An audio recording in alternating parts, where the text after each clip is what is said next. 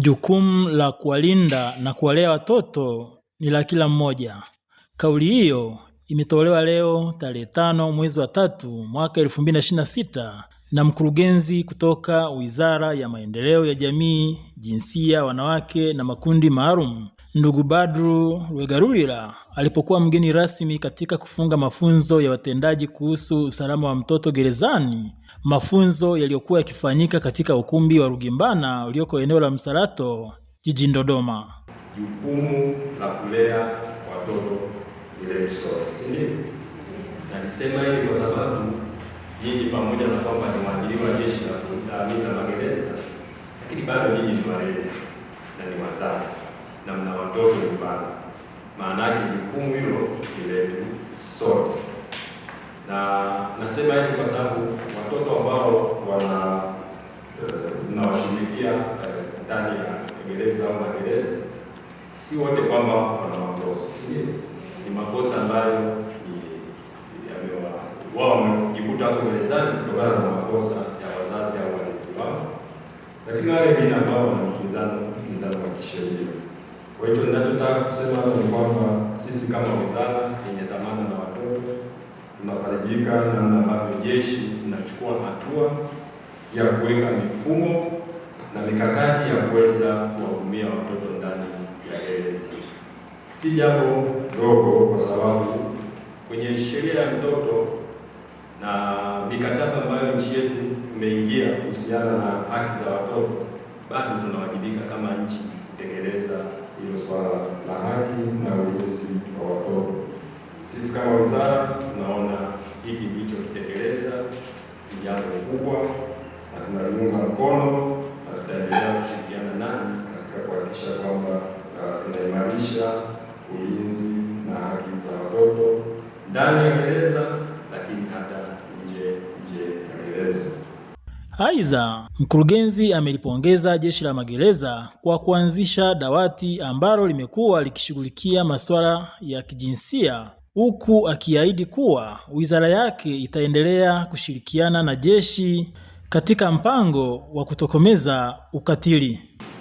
Na tambua kuwa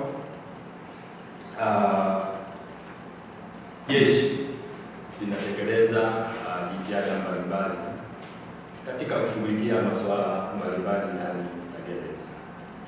Miongoni mwayo ni jeshi lilichukua hatua ya kuanzisha dawati la Jeshi la Magereza linalohusiana na masuala ya kudhibiti ukatili.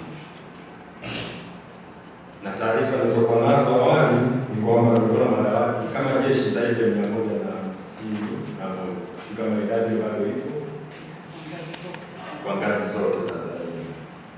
Kwa ni matarajio yangu kwamba madawati haya yapo na yanatekeleza majukumu licha ya changamoto ambazo nimezisikia awali hapa wakati zinaelezwa, wakati nazungumza na Kamishna Amina. Madawati haya yana umuhimu wa pekee katika kushughulikia changamoto mbalimbali ndani ya jeshi, na sisi kama watendaji tunaona yako mambo ambayo yakitatuliwa ndani, kwa maana kwamba madawati yaliyokuwa nayo yakitekeleza wajibu wake yanapunguza changamoto ambazo tunaziona nje ya jamii, lakini anaweza kupunguza changamoto ambazo ziko ndani ya jeshi. Sasa katika kufanya hivyo, naamini na nimejulishwa mafunzo haya niliyopata ni sehemu ya kuwaimarisha, kuweza kuhakikisha kwamba haya madawati yanatekeleza wajibu wake kikamilifu. Sasa kwenye hili nitoe rai kwa jeshi kwamba sisi kama wizara tuko tayari kuendelea kushirikiana nanyi, na tumekuwa tukishirikiana nanyi katika shughuli mbalimbali ambazo tunazitekeleza, ikiwemo swala zima la utekelezaji wa mpango wa kitaifa wa kutokomeza ukatili dhidi ya wanawake na watoto kwa maana ya TAKUWA. Sasa kwa kujumuika nanyi siku ya leo, mimi nanipa fursa na nimeelewa zaidi namna ambavyo tunatekeleza majukumu yetu. Nadhani kuna umuhimu sasa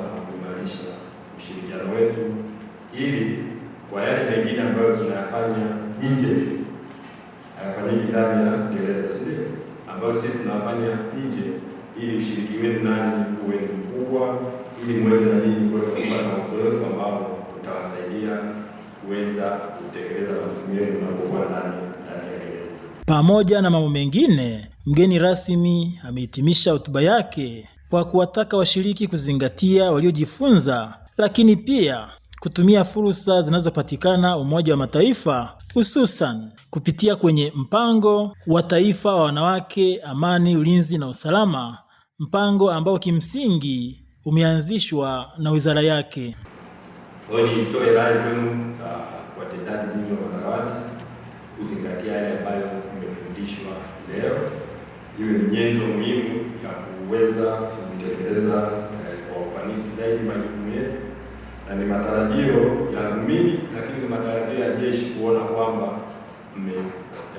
mtakuwa mmebadilika na mtaonyesha mfano wa kubadilika katika utekelezaji wa majukumu yenu. Ndugu washiriki,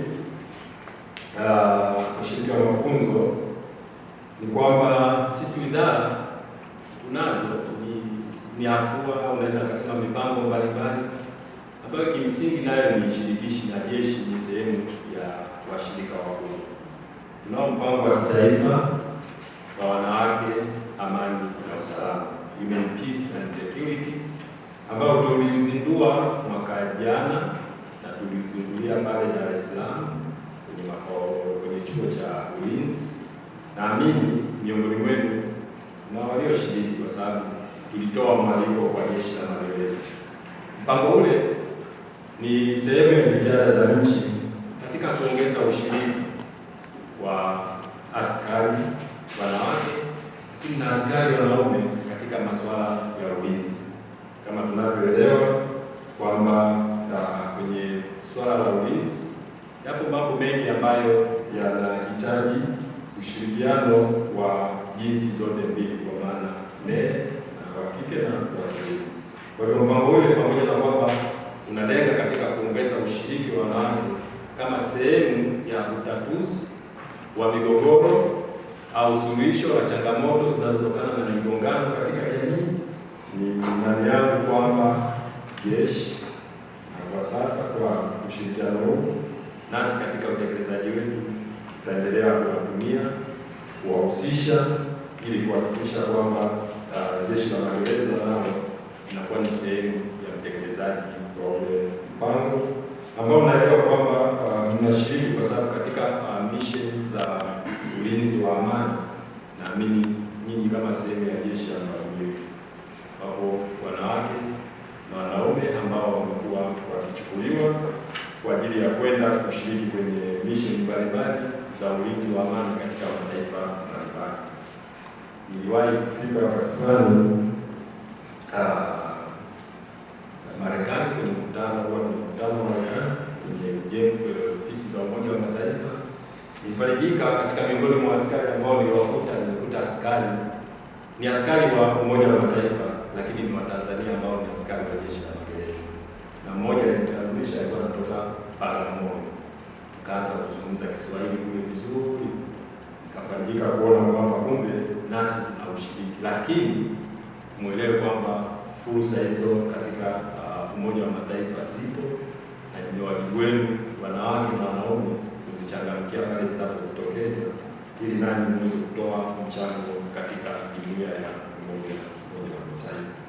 Naye kwa upande wake kamishna wa huduma za urekebu CP Amina Jumanne Kavirondo akitoa neno la shukurani amesema jeshi litafanyia kazi yote yaliyosemwa na mgeni rasmi, huku mratibu wa dawati la jinsia jeshi la magereza Sakapu Elizabeth George Mbezi akisema elimu walioipata itawasaidia kutekeleza majukumu yao kwa ufanisi zaidi. Lakini pia nimshukuru kwa nasaha zako fupi umeweza kuzitoa na ukionyesha utayari wa kuweza kushirikiana na jeshi la magereza katika maeneo mbalimbali, sambamba na rai zilizotoa kwa wale ambao wameshiriki katika mafunzo. Na labda kati ya mengi tuliyozungumza, nafurahia hilo swala la ushiriki wetu na namna ambavyo tulikuwa tukishirikiana katika swala zima la KPA kwa maana ya mtakuwa, na hakika bado tuna maeneo mengi ambayo tunaweza kufanya kazi kwa pamoja na tukawa tumefikia kufikia malengo ya utakuwa. Lakini wakati huo pia niweze pia kushukuru kwa jinsi mlivyoweza kutambulisha, na hakika nilipata taarifa za kuanzisha kwa hii kitendo sasa au sehemu ya mambo ya kama mpango wa kitaifa wa kuwawezesha wanawake katika ile peacekeeping operations, ambayo nakumbuka ilipata uzinduzi wake ilikuja short notice, lakini tulijitahidi kutuma wawakilishi wawili, ambaye alikuja mwakilishi mmoja pale Dafi na mwingine alikuwa ni mkuu wa gereza Segerea. Kifupi tunajua waliweza kuwakilisha kwa kiwango ambacho waliweza kujadili. Na nikutoe shaka, ni kweli sisi ni sehemu ya uniform personnel ambao tunatakiwa kushiriki katika ulinzi wa amani, na mara nyingi wanakwambia katika ulinzi wa amani kuna sifa za ziada kwamba wanawake wanafanya vizuri zaidi kuliko wanaume, na nafikiri ndio maana nimeona kuna haja ya kuimpawa wanawake katika ushiriki huu.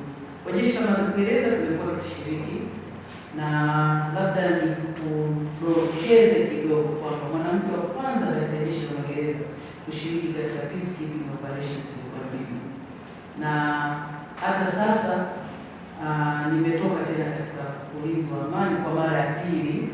Mara ya kwanza ilikuwa ni MONUSCO kwa maana ya DRC, lakini mara ya pili ilikuwa ni kwa South Sudan ambapo UNIMIS. Kwa hivyo tunapenda kweli wanawake washiriki kwa kiwango kikubwa, na kuna areas ambazo wamezisema kwamba mnaweza mkaziona ni namna gani mnazisaidia, na hii ni eneo kubwa lile la pre-deployment training, kwa sababu ushiriki wengi wa wanawake ni kukosa zile pre-deployment training nzuri, lakini pia na utaratibu mzuri wa enrollment kwa maana ya ushindani, kwa sababu mataifa mengine yamejipanga vizuri, kwa sababu ushiriki ule una faida kwa taifa, lakini pia una faida kwa mtu mmoja mmoja, lakini na idara husika. Kwa hivyo ningefurahi na tutafurahi kama tutasikia hilo tutalipa kipaumbele, na kwa kweli wanawake wana nafasi kubwa, ingawa wanaume nao wanahitajika kuwepo. Vile vile tunaweza kujifunza mahitaji muhimu ya mtoto wako gerezani, ikiwemo ulinzi, huduma ya afya, chakula, mavazi, malazi. Lakini pia tunaweza kujifunza umuhimu wa kuwepo kwa zile crutches pamoja na ambazo hizi kwa ajili ya watoto walioko chini ya miaka 2, lakini pia kuwepo na daycare center, na yote hii ni kwa ajili ya wale watoto ambao wameambatana na mama zao gerezani, kwa sababu kwa upande wa Jeshi la Magereza tumekuwa tukipokea watoto ambao wameambatana na mama zao, lakini pia tumekuwa tukipokea watoto ambao wamekinzana na sheria. Lakini katika yote hayo tunaamini kwamba hii elimu tuliyoipata itatusaidia kutekeleza majukumu yetu kwa ufanisi zaidi na kwa kuzingatia misingi ya haki za binadamu. Mafunzo haya kwa watendaji kuhusu usalama wa mtoto gerezani yamefanyika ikiwa ni mkakati na mwendelezo wa jeshi katika kuwajengea uwezo watumishi wake, na kuhitimishwa kwake leo ni maandalizi ya mafunzo mengine yajayo.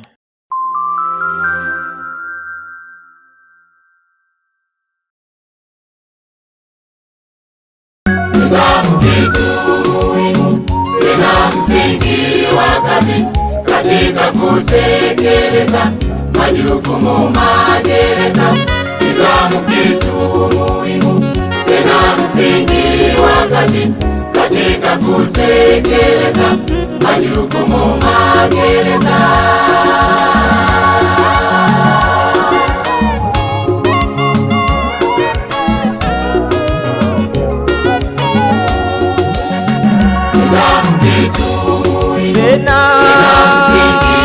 Katika kutekeleza majukumu magereza. Nidhamu kwetu tena msingi wa kazi katika kutekeleza